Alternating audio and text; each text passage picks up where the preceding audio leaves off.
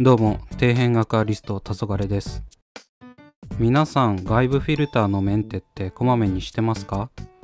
僕はあんまりしてません。ただ、外部フィルターの中って開けてみないとわからないし、気づいたら流量落ちてて水槽の調子が悪くなったりするみたいなんで、定期的に掃除はした方がいいみたいなんです。でも外部フィルターって掃除結構めんどくさいイメージありますよね。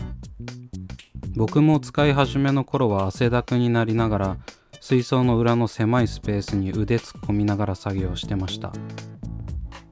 で、外部フィルターメンテの何が嫌なのか考えたんですけど、きっと皆さん呼び水がうまくできないからしたくないんじゃないかなと思ったんです。というか僕がそうだっただけなんですけどね。ろ材洗って汗だくになってセットしてやっと終わったと思って電源入れたらエアガミして一向に水を吸ってくれなくて半泣きで外部フィルターをゆする。そんな経験皆さんもしていると思いたい。というわけで呼び水ポンプや呼び水機能がなくてもガチで道具いらずでできる超簡単呼び水方法をお伝えします。各社外部フィルターでできる技なのでぜひ見ていってください。まずは呼び水するにあたって超基本のサイフォンの原理について改めて解説していきます。呼び水の仕方は簡単な方法をいろんな方が動画で教えてくださっていますが、環境によってフィルターの設置場所や高さなど違いがあるため、動画のようにやってもうまくいかないことってありますよね。そういう時に原理を知っておけば、こうなってるから呼び水できないんだということがわかるので、知識として入れておくと困った時に対処ができるようになると思います。では早速説明していきます。水は下に流れていく。以上です。まあ本当にこんな感じなんですけど、実際に外部フィルターの現象をサイフォンの原理に当てはめてもなかなかピンとこないんですよね。ざっくり説明すると、水が流れると周りの水も引き込んでくれるんです。水槽の水位よりもパイプの中の水が下に来た時点で当たり前ですが重力で水が落ちていきますよね。その落ちた水が水槽の中の水を引っ張ってきてくれて水が満たされるわけです。なので給水パイプの中の水が水位よりも下がればあとは手を離すだけで水が出るんです。ということは水位が高い方が呼び水をしやすいわけですね。低いとその分給水パイプ側に水を引き込まないといけなくなります。ただ排水パイプが水位よりも下になっていると水槽の水が全て流れ出るまで止まらないんで気をつけてください。ここまでは大体の方がわかると思うんですが、なぜかうまくいかない。高低差とか要因はいろいろあると思うんですが、一番の肝は間に空気を入れないということです。よく外部フィルターに水をパンパンに入れて電源を入れる方を見かけますが、これが一番ダメです。振ったりゆすったりすればモーターに水が巻き込まれて呼び水できる可能性もありますが、めちゃくちゃ大変だし確実性がありません。給水パイプの方には水が満たされていないので、そこから吸い込んだとしてもそのフィルターに入っている水を引っ張らないと給水パイプに水が入ってこないんです。なぜなら水槽の水、給水パイプの空気、外部フィルターの水という間に空気が入っている状態だからです。この状態でも基本的にサイフォンの原理は同じです。給水パイプの中の水が水位よりも下がればあとは流れます。ただ先ほどの状況と違い、フィルター内の水は間に空気が入っているので水槽の水を引っ張ってきてはくれません。これは感覚的にわかると思うんですが、もしこのフィルター内の水が水槽の水を引っ張ってきたら、その時点で水が排水側から出てきちゃいますよね。ということはただの重りを入れているだけでその量の水を吸い上げる必要が出てくるわけです。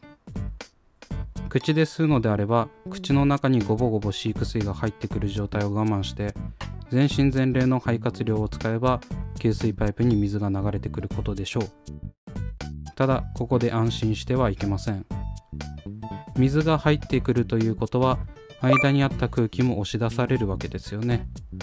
しかしこれがすんなりと外に出ていってくれるわけではありません。やってみるとわかるんですが、空気がフィルターの中に滞留して出てきません。よく言うエアガミ状態ですね。これは騒音や流量低下につながります。モーターが空気に露出していると一生空回りしてしまうから、フィルター内に水を入れて振ったりゆすったりしてなんとか循環させようとしているんだとは思いますが、そんなことする必要ないんです。とっても簡単な方法があるんです。今回も主流各社4製品の外部フィルターを使用して説明していきたいと思うんですが、JEX のメガパワーと寿のパワーボックスは先ほどお伝えした通り、ちゃんとフィルター内を空にしておけば呼び水機能があるので説明は省きます。ちなみに詳しい説明はこちらの動画でしているんで、ぜひご視聴ください。残るはエーハイムとテトラの外部フィルターですね。どちらも別売りまたは付属で呼び水ポンプがあるんですが、排水側がガラスパイプだと使えないので、今回はポンプは使用しません。こちらの2つのフィルターを使って超簡単な呼び水方法をお伝えしていきます。まずはエーハイムから。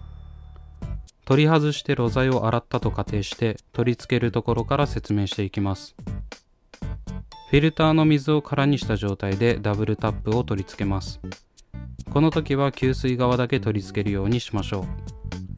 そして全てのダブルタップの線を外し、排水側のダブルタップから口で吸い込んでください。直接触りたくない方は手を筒状にすることで口をつけなくて済みます。水槽の水位より水が下がったら、あとはこのように勝手に水がフィルターの中に入ってきます。あとはバケツを用意して排水されるまで待ちます。露材を洗った後は必ず濁った水が出るんで、きれいな水になるまで抜きます。この時に水槽の水位が下がりすぎて給水パイプが露出しないように気をつけましょう。エアガミなどもないことを確認したら、ダブルタップの線を締め排水側に取り付けます。高さが低すぎて不格好になってますがご了承ください。それではスイッチを入れていきます。はい、こんな簡単にエアガミなしで呼び水することができました。ただこれって口で吸い込まないといけないんですよね。僕はあんまり気にしないんですが、どうしても嫌という方にはこんな方法があります。メンテをするときにダブルタップを外すんですが、この時給水側はそのままにしておくんです。こうすると給水パイプに水が満たされた状態になります。あとはいつも通り露材を洗浄してダブルタップを取り付けます。取り付けたらダブルタップの線を開きます。そうすると給水パイプに入っていた水が呼び水の機能を果たし、このまま水が出ていく仕組みです。あとは同じ要領で取り付け電源を入れたら終わりです。とっても簡単ですよね。これさえ覚えれば難しく考える必要もありません。じゃあ給水パイプ洗いたいときはどうするのかというと、洗い終わったらまずダブルタップの線を開け、バケツの水カルキを抜いた水につけます。そしてしっかり空気を抜いた状態で水の中でダブルタップの線を締めます。そうすると U 字カーブの頂点まで水が入る状態になります。その後水槽に引っ掛け、外部フィルターに取り付ける前に一度バケツの上でダブルタップの線を開きます。そうすると完全にパイプに水が満たされた状態になるので、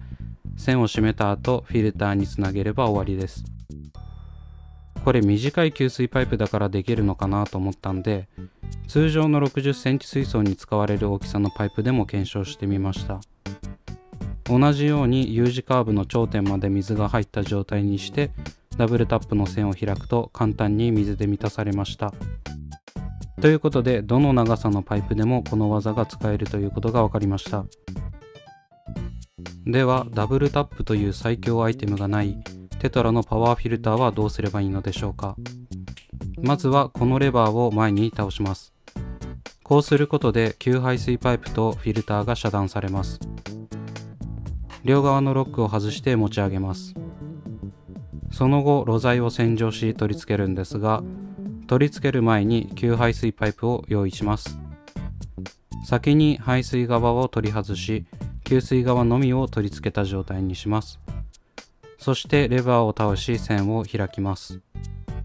あとは A ハイムと同じ要領でバケツの中で水を入れ、レバーを倒し U 字カーブの頂点まで水を入れた状態にします。その後排水パイプを取り付け、水槽に引っ掛けてバケツの上で線を開きます。そうすると先ほどと同じように完全にパイプに水が満たされた状態になるので、フィルターに接続します。ロックをした後レバーを倒せば A ハイムと同じ要領で勝手に呼び水ができます。テトラはエア噛みすると結構音がすごいんで、こうすることによってエア噛みもせずに呼び水することが可能です。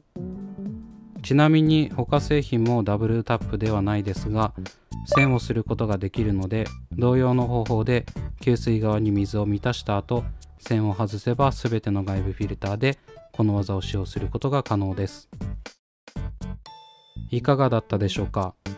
何の道具も使わずに必死こいてフィルターをゆすったりせず呼び水ができるので画期的ではないかと思うんですが、参考になれば嬉しいです。これを思いついた時は A ハイム以外のダブルタップがついていないフィルターではどうすればできるかなと考えて四苦八苦しておりました。